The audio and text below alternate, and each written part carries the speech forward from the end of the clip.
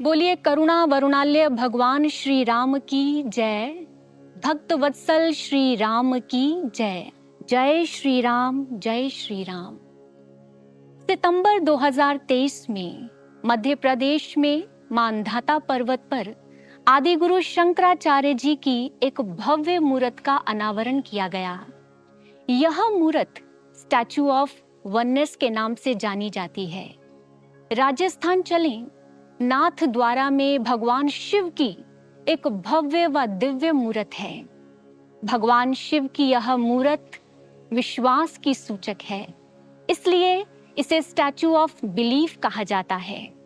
गुजरात में सरदार वल्लभ भाई पटेल की मूर्त है, जिसे स्टैचू ऑफ यूनिटी कहा जाता है, जो एकता का संदेश देती है। हैदराबाद में संत रामानुजाचार्य की दिव्य व विशाल मूर्त है, जिसे स्टैचू ऑफ इक्वालिटी कहा जाता है। इसी सीरीज में अगर हम यह कहें कि भगवान श्री राम के परम भक्त Bharat ji statue of love यानी प्रेम की मूर्त हैं, तो यह कहना अतिशयोक्ति नहीं होगा। हमारी इसी बात पर रामचरितमानस स्टैंप लगाती है। महर्षि भरद्वाज स्वयं भरत से कहते हैं, भरत, मुझसे जब भी कोई गुलाब के बारे में पूछता है, या तो मैं बाग में खिले गुलाब के पुष्प की ओर इशारा कर देता हूँ, या उस पुष्प को तोड़कर उसकी हथेली पर रख देता हूँ। इस तरह प्रश्नकर्ता गुलाब से परिचित हो जाता है। लेकिन जब जब भी मुझसे प्रेम के बारे में पूछा गया, तब तब मैं असमंजस में पड़ गया। मैंने शब्द के बदले केवल शब्द दिए, प्रेम को स्नेह और अनुराग कह दिया। आज मेरी समस्या का हल हुआ है। अब यदि कोई मुझसे पूछे प्रेम माने, तो मैं तुम्हारी ओर इशारा कर दूंगा, प्रेम अर्थात भरत। राम प्रेम मूरति तनु आई। भरत कौन है? राम से प्रेम करने वाले भरत साक्षात प्रेम की मूरत हैं, जिनकी जीवन गाथा से युगों युगों तक मानव प्रेम का संदेश पाता रहेगा। लेकिन कैसा प्रेम? छिन ही चढ़े छिन उतरे सो तो प्रेम ना होए। जो कभी घटता है कभी बढ़ता है, वो प्रेम नहीं। प्रेम कैसा? प्रेम जिसमें कोई मांग नहीं, प्रेम जिसमें कोई प्रश्न नहीं, प्रेम जिसमें कोई शर्त नहीं, जिसमें कोई किंतु परंतु नहीं। बाल्यकाल में चारों भाई सरयू नदी के किनारे कंदूक खेलने गए। दो पक्ष में विभाजन होना था। लक्ष्मण जी जल्दी से जाकर राम के पास खड़े हो गए। कहने लगे, या तो मैं भैया राम के पक्ष में रहकर खेलूंगा या नहीं खेलूंगा। भरत की भी चाह थी कि वो राम के पक्ष में रहें, लेकिन कुछ कह नहीं पाए। बस पलकें उठाकर अपने राम की ओर देखा और जाकर विपक्ष के नेता बनकर खड़े हो गए। जानते हैं मन में क्या भाव था? एक ही भाव था, मेरे राम का कार्य रुकना नहीं चाहिए, मेरे राम का खेल रुकना नहीं चाहिए, मैं भले ही किसी भी पक्ष में रहूं। और यहाँ से तो देखो, मैं हर पल हर घड़ी हर क्षण अपने राम को देख सकता हूँ। मुझे इससे ज्यादा और क्या चाहिए? ये है हमारे भरत, जो कहते हैं कि उनकी अभिलाषा केवल राम की है और उनके दर्शनों की अभिलाषा है। कहानी का आरंभ भी राम है, कहानी का अंत भी राम है। ऊपर जाती श्वास में भी राम है, नीचे आती श्वास में भी राम है। क्या हम भरत जैसा निस्वार्थ प्रेम अपने श्री राम से कर पाए? क्या कभी हमने आर्त भाव से अपने श्री राम को एक बार भी पुकारा है? उनकी याद में, उनके विरह में क्या हमारी आंखें कभी नम हुई हैं? तपस्वी राम को पाना चाहते हैं, क्या कभी तपस्या की अग्नि में स्वयं को तपाया है? याद रखिएगा, अगर राम को पाना है तो राम का दास बनना ही होगा, राम दास बनना ही होगा। दक्षिण भारत में भगवान श्री राम का अनन्य भक्त रहता था। बाल्यकाल से तो नाम मिला गोपन्ना, लेकिन भगवान राम उसकी भक्ति से इतने प्रसन्न हो गए कि प्रभु ने उसे नाम दिया रामदास। तेलंगाना में भद्राचलम में भगवान श्री राम का एक भव्य व दिव्य मंदिर है। इसका जो निर्माण है वो गोपन्ना ने यानी रामदास ने करवाया था। सब भक्तों ने अपनी धनराशि को इकट्ठा किया और राम का मंदिर बनाना आरंभ कर दिया। लेकिन धनराशि के अभाव में मंदिर का निर्माण कार्य रुक गया। उस समय गोपन्ना तहसीलदार की पदवी पर थे। सरकारी धन कोष में से उन्होंने मुद्राएं निकाली और राम कार्य में झोंक दी और राम का कार्य पूरा किया। राम का मंदिर तैयार हो गया। शीघ्र ही यह शिकायत वहां के तानाशाह बादशाह तक पहुंच गई। रामदास को बुलाया गया। ना कोई प्रश्न पूछा, ना कोई बात सुनी, बस कारागार में बंदी बना दिया गया।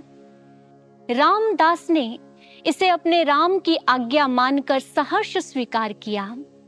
बादशाह रामदास को राम से विलग करना चाहता था, इसलिए अनेकों शारीरिक यातनाएं दी। कोड़ों से प्रहार किया, गरम गरम सलाखों से प्रहार किया, भूखा रखा गया। लेकिन इधर यातनाएं बढ़ रही हैं, उधर भक्त की प्रार्थनाएं निरंतर प्रवाहित हो रही हैं। हर दिन रामदास अपने राम को पुकारते, उनके आगे निहोरे करते, प्रार्थनाएं करते, एक नई रचना को रच डालते। 12 वर्ष के पश्चात श्री राम और लक्ष्मण जी बादशाह के स्वप्न में आए। ढेरों स्वर्ण मुद्राएं उसे दी और कहा, लो मेरे रामदास को मुक्त कर दो। अचरज में पड़ा बादशाह उठा और जैसे ही अपने कक्ष की ओर देखा, वहां स्वर्ण की मुद्राओं का ढेर लगा हुआ था। निरीक्षण करने पर पता चला कि वो मुद्राएं साधारण नहीं थी, हर मुद्रा पर राम का चित्र अंकित था। सुबह होते ही रामदास को कारागार से मुक्ति दी गई। अपने खजाने का जो कोष है उसे खोल दिया और रामदास से कहा, ले जाओ जो लेकर जाना है। रामदास ने कहा, मुझे ये नहीं चाहिए। बादशाह ने बड़े हैरानी से भरकर पूछा, तो क्या चाहिए? आंखों में अश्रु लिए रामदास ने कहा, मुझे मेरे राम चाहिए, मुझे मेरे प्रभु चाहिए। भाग्यशाली हो आप कि मेरे राम का दर्शन पाया है। मैं कितना अभागा हूं कि मैं अपने प्रभु को नहीं देख पाया।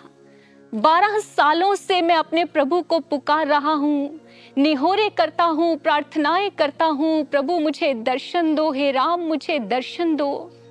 लेकिन मैं अभागा ही रह गया।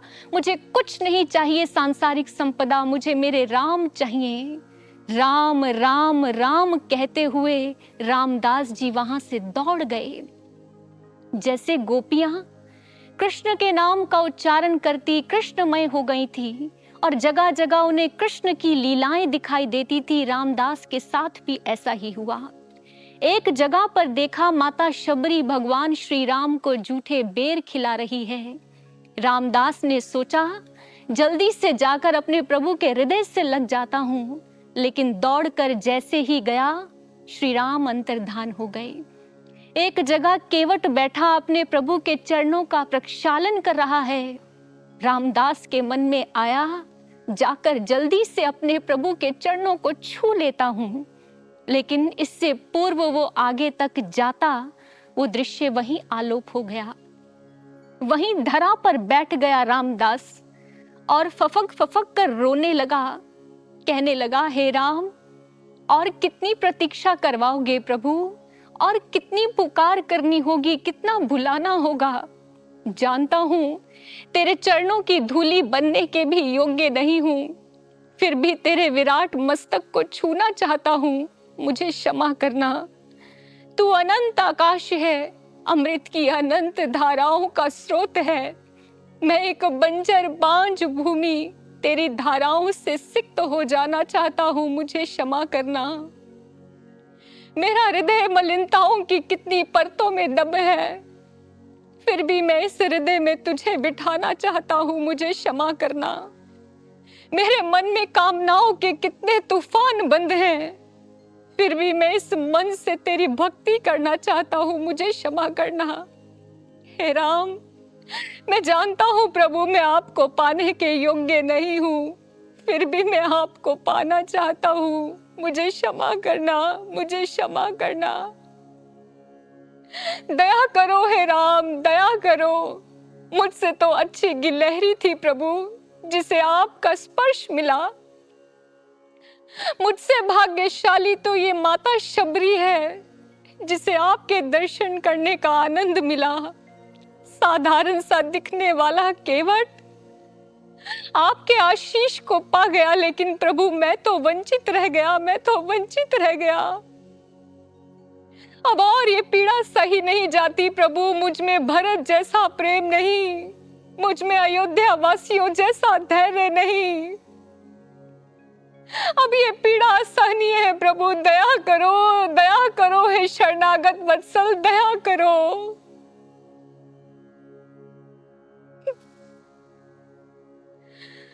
ऐसी विरहा, ऐसी पुकार उठी, भगवान श्री राम का हृदय द्रवित हो उठा। अपने रामदास से मिलने, उसे दर्शन देने के लिए तुरंत प्रकट हो गए और रामदास को अपने हृदय से लगा लिया।